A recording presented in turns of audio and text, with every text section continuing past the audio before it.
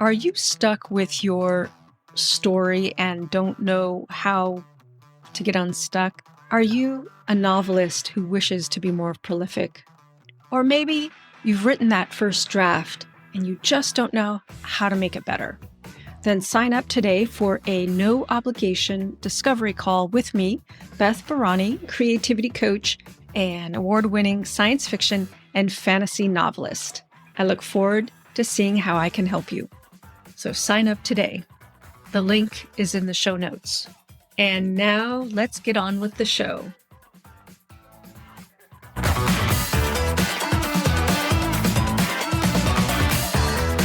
Hi, everyone. Welcome to our next episode of How to Write the Future. This is a podcast for science fiction and fantasy writers who want to create optimistic stories, because when we vision what is possible, we help make it so.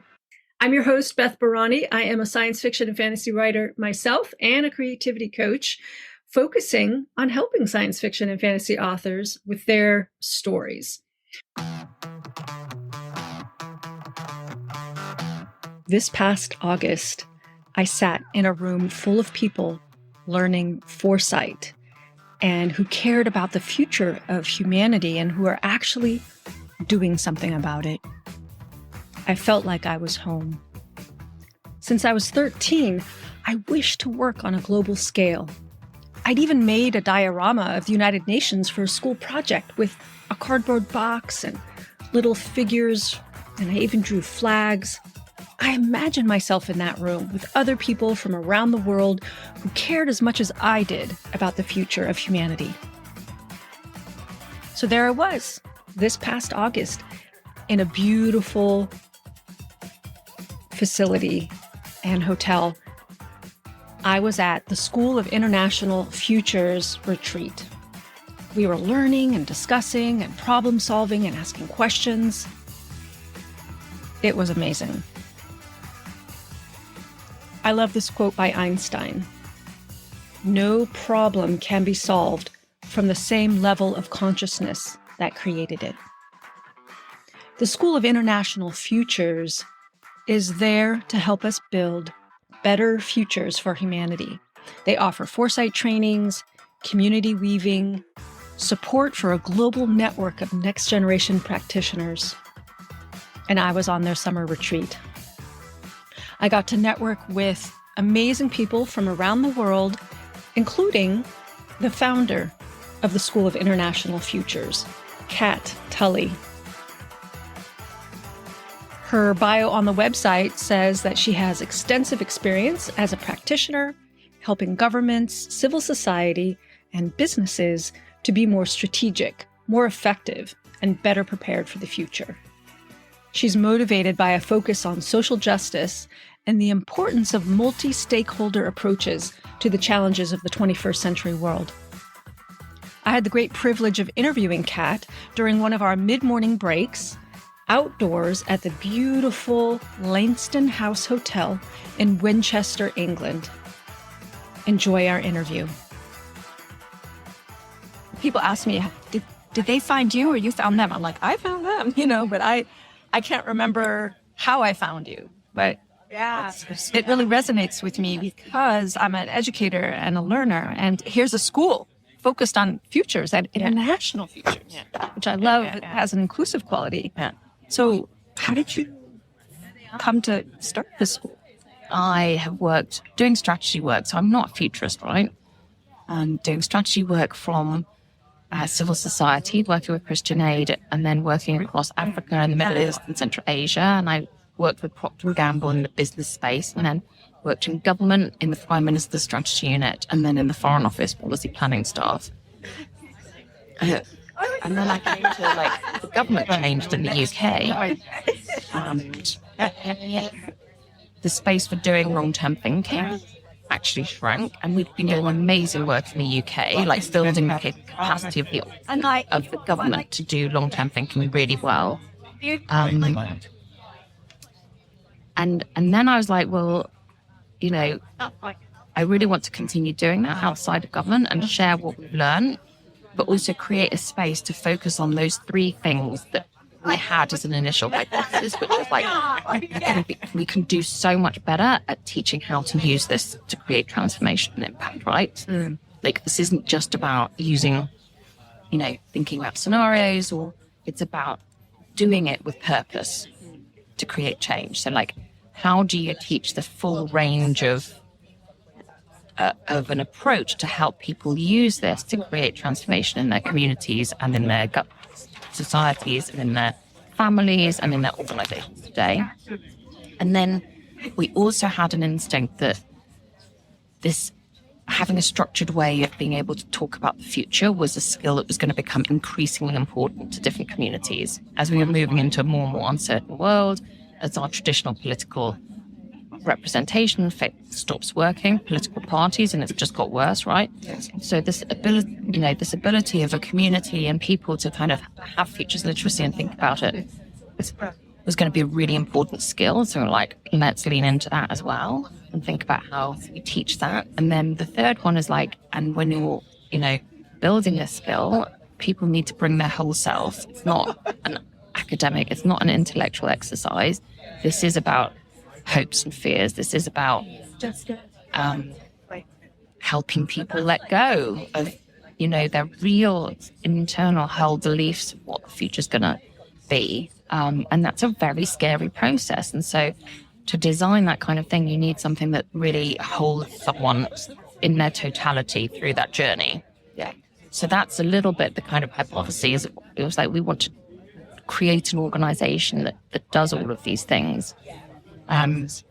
So now, that involves having, we have a next generation foresight practitioners community. So that's like, we want everyone in the world to be able to use futures approaches. So we need a whole cohort of people globally to be able to bring that to them and to innovate new tools and approaches. We do work on intergenerational awareness, which is about how do you then get leaders to then make sure that they think about their long-term impacts.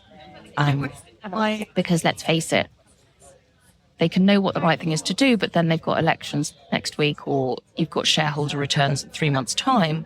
So like, how do you kind of counterbalance that incentive to always defect to the short term? And I think the only way that you can do that is by kind of marshalling and scrutinizing and bringing especially Generation Z voices to kind of say, this is not okay. You are a leader for next generations as well as just this one. And every single time you just make a decision, I'm going to scrutinize you and give you a red, a green, or a yellow light on how this is affecting other people, not just today.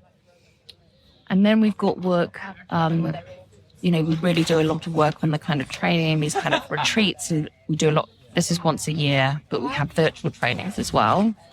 And then we work with sectors and organizations to help them use this to kind of create change, whether it's the counter-proliferation sector, whether it's the World Health Organization, whether it's the humanitarian sector.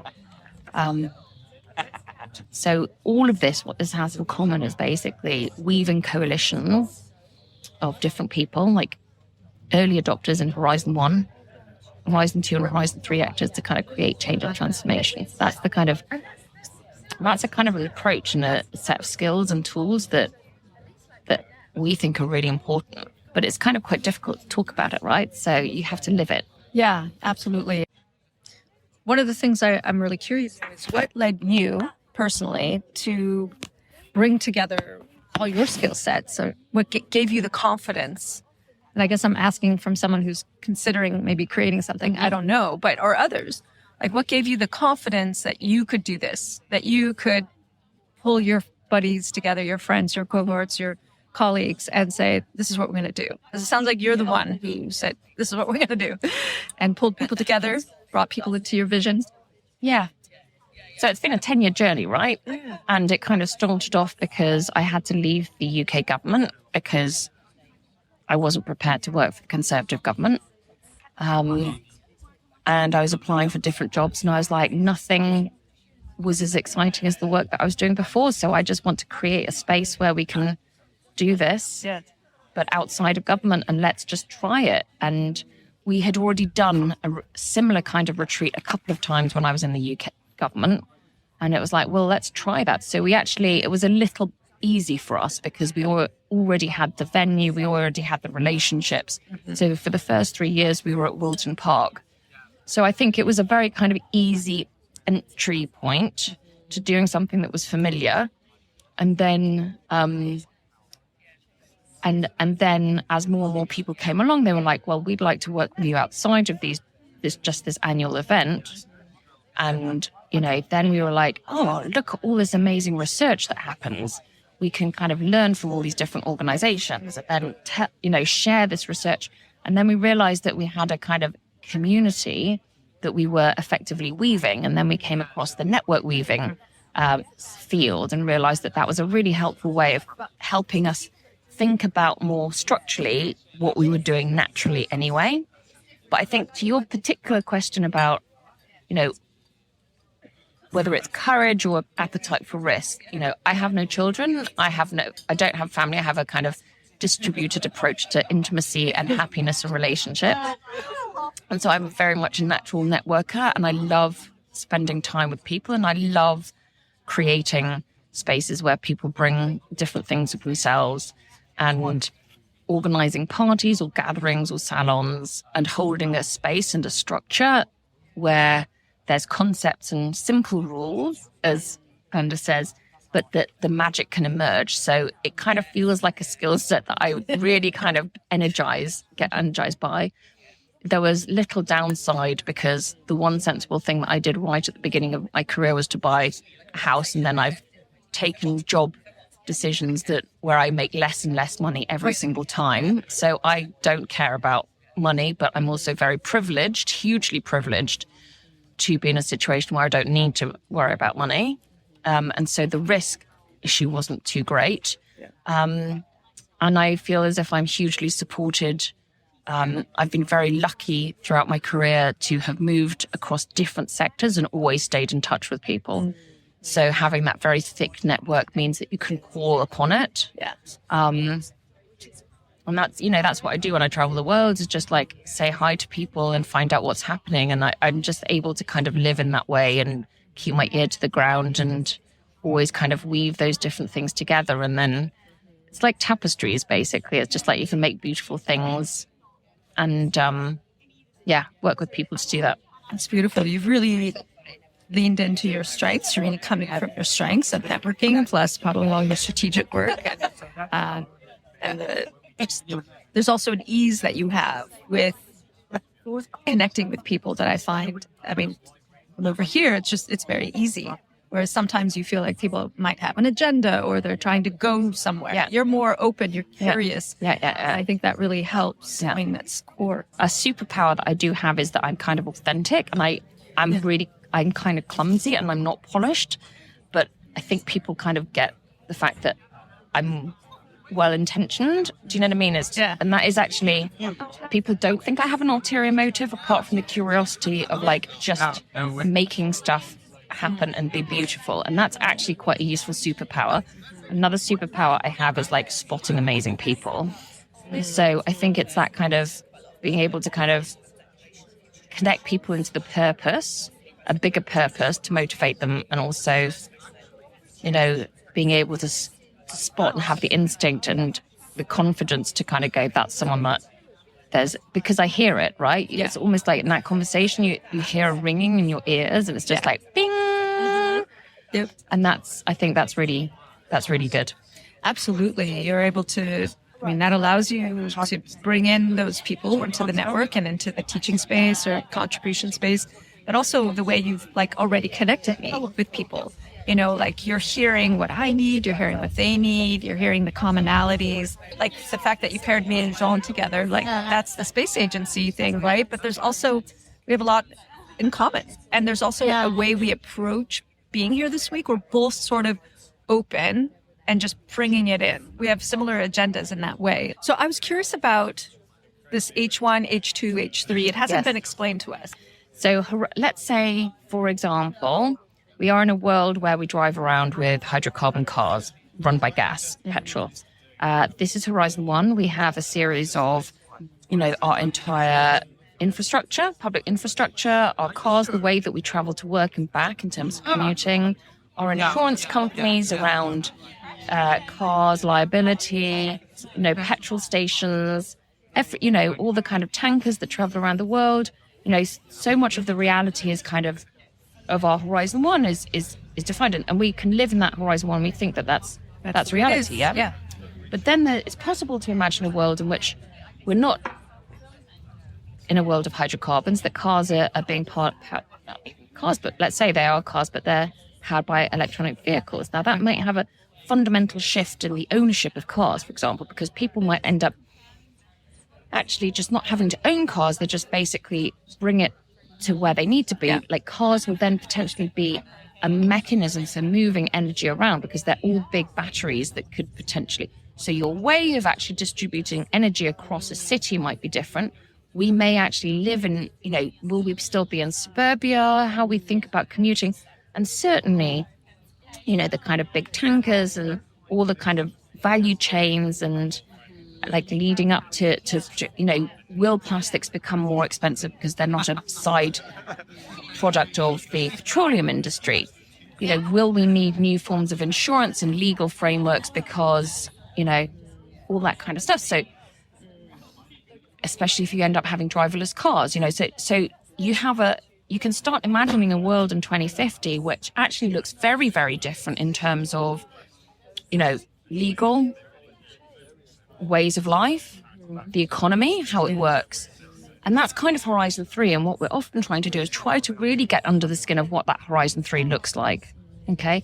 And then Horizon 2 is the entrepreneurs that are beginning to kind of start innovating that. And they're often people who have seen a new form of technology and are like, let's try and make that work. So people who are actually producing these driverless cars, or perhaps an analogy might be, like drones, for example. See it, what's Amazon doing with the kind of drone delivery. And the signals of change are already there. Yeah. And so William Gibson's quote, which is that the future is already here, it's just unevenly distributed, is a way of talking about that, which is like, even in the here and the now, you have signals of that Horizon 2 and Horizon 3 there. And so what we're often doing in futures work is bringing that all together and helping people understand that.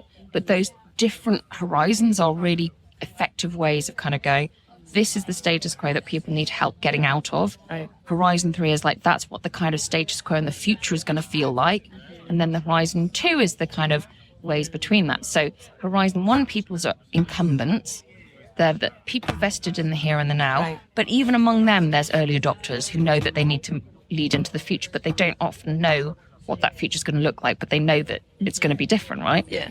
Horizon 2 are people who are like, right, let's get it done. Yeah. And Horizon 3 are people like you who are the visionaries, right? And the interesting thing, I think, of the work that we do is that we are weaving coalitions of people in the early adopters in Horizon 1, people in Horizon 2 and people in Horizon 3 to come together to think about what does this future of our humanitarian sector look like, yeah?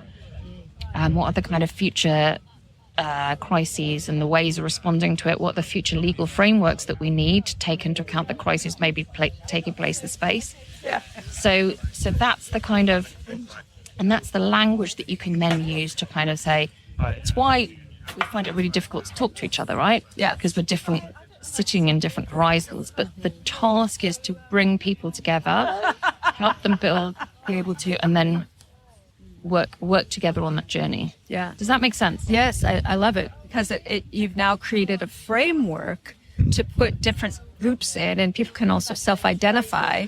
Well, this was fabulous. This is great. Well, thank you, Kat.